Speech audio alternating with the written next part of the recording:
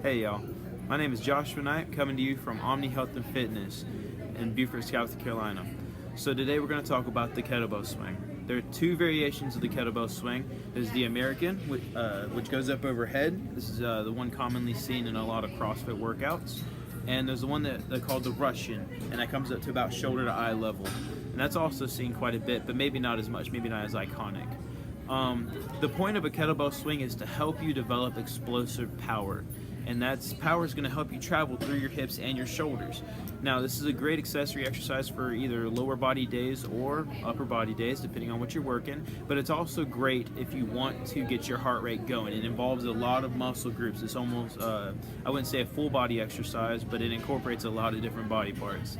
But the three main places that it will hit are your hips, your shoulders, and your arms. Specifically your forearms and your biceps, because you're constantly having to pull just a little bit.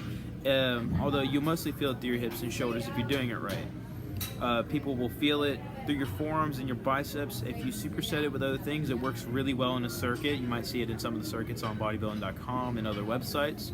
But let's take a look at the way you start out and the way you set up and how your form goes. So this is the proper start position for a Russian kettlebell swing. My feet are just outside shoulder width apart.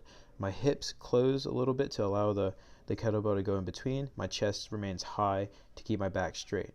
Then I'm going to contract my glutes, push through the hips, and use my shoulders to help carry the momentum and carry the bell all the way up to about shoulder level. This is the finishing position. Notice that my back is still flat, my hips are extended, and I'm still keeping my weight in my heels.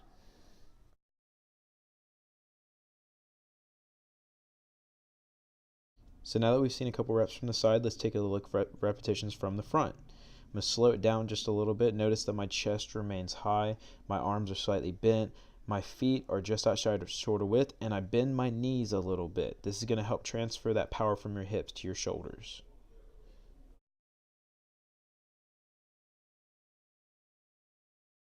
And here's a good look at the American kettlebell swing. The only difference between this one and the Russian is that my hands bring the kettlebell up overhead. This is really good for your shoulders and a little bit of upper back as well. A little bit more hip extension in order to get that bell up there. And here's a look from the front. As you can see, I'm still maintaining that good chest posture, keeping my back flat, my hips go back, my chest stays up, and I follow through with the hands. A lot of places require you to have the bell pointing upward at the top, but I like to keep the bell in front of me just a little bit.